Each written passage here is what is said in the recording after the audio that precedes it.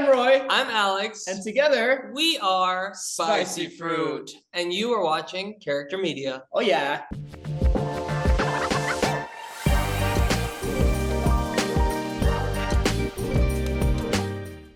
Roy, you're supposed to be over here. Oh, Alex!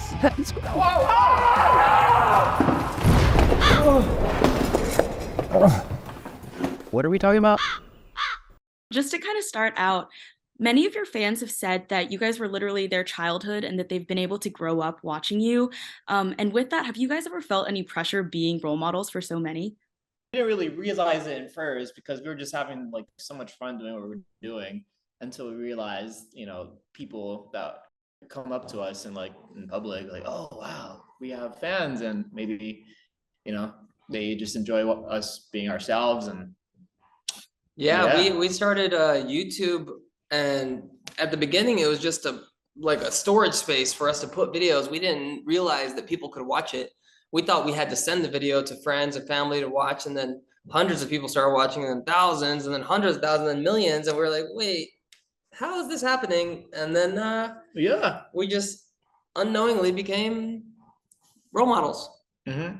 No, yeah, that's super crazy. And I think it's so cool to hear your guys' experience with YouTube, because you've been there really since the early days. And with that and like this new rise of creator culture, how do you guys see yourselves really fitting into this new digital space? And what do you hope for the next generation of API influencers who kind of grew up watching you?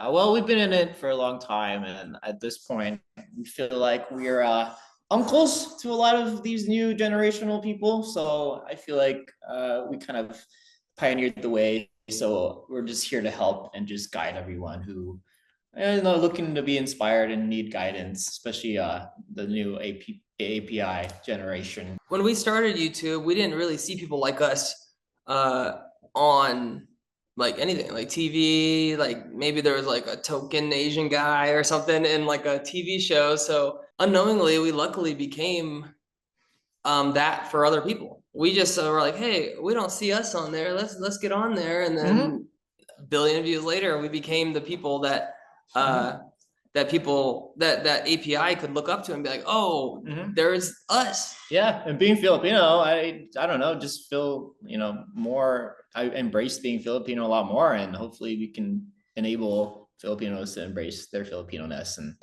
definitely. That's so special. Kind of going off that, I mean, obviously you guys have achieved so much together, both together and separately over the past decade. So what's kind of been the most fulfilling thing from your career?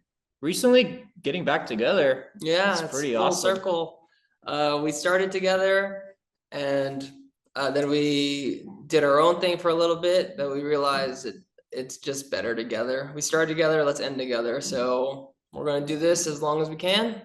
And through thick and thin, we're going to stay together. Yeah. Everything's a journey, but, in the end, just realize what you're missing was in front of you the whole time. For sure. Diving a little bit deeper into that, I mean, you guys created content separately for 8 years. What's the biggest learning curve that you encountered during your time apart, and how did you overcome it? Doing stuff by yourself burns you out a lot quicker. So it's better to burn out with your friends. Yeah, it's a little trickier. It has ups and downs, but in the end, being together is so much easier. Yeah, because like money comes and goes, but it's not about the destination, it's about the journey, and just being together is just better. We know this now. You can tell we miss each other, right, in this interview. I feel like we Yeah, I think it's super sweet that you guys have fun being together, because I know that your audience also really has a lot more fun seeing you two interact. So that's super special. And speaking of, your reunion literally shook the internet. Your TikTok page alone gained 229,000 followers in a month. That's so crazy. So did you kind of foresee this type of reaction from your fans? We really tried to tap into the nostalgia of our history together, because we started posting and like, oh, let's get back together. He called me one day, he's like, oh, let's get back together. And I was like, okay. And he's like, really? And I was like, yeah. So we were like, let's tap into the nostalgia. Let's call each other out, remind people who we are together. And it worked. We have like 200 something thousand followers on TikTok, but we have like over 50 million TikTok views about our controversy about boxing that was just to promote spicy fruit. We knew how to lure people in through nostalgia, but we didn't expect people to like remember us this much and miss us that much. So yes, we expected it, but not to this magnitude. Yeah, and speaking of Wasabi Productions, what are kind of the key differences that you guys have been seeing between Spicy Fruit and your old channel? Wasabi Productions was when we started that when we were 15 or 14. And so we made content that was for our age group. And now we're older and we kind of, Spicy Fruit is the unleashed version of Wasabi Productions. We're older, we make jokes that make us laugh. We don't cater to a specific audience. We just do what we want to do, and that's it. Yeah, a lot of our audiences have grown up. People are probably like in their 30s now, maybe with like families. So it's kind of just like, you know, just friends hanging out with friends, dudes being bros. And yeah, another big difference is compared to back in the day, we used to just film using books and a camera. Now we have a team. It makes it so much easier. So yeah, we had just we would put the camera on a stack of books, and it wasn't even our camera; it was his family's camera. Now we have a whole team. We have a director. We have a writer that helps us with a lot of stuff. We have art department. We have interns. It's a lot different, and it's an upgraded, unleashed Wasabi Productions. Yeah, it's pretty cool. We know how to delegate time now, which is pretty awesome.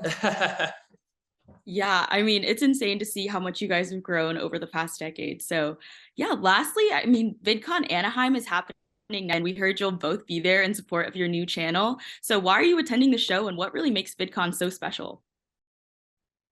VidCon is the OG. People see VidCon as like the hub where people go for creators and just to see their favorite creators. So, you know, it's once in a year time, once in a year opportunity. So we figured it's, you know, perfect opportunity just to go there together as Spicy Fruit. And we haven't been to VidCon together in like 8 years. So yeah, we've been to VidCon. At least one of us has been to VidCon every year since the beginning.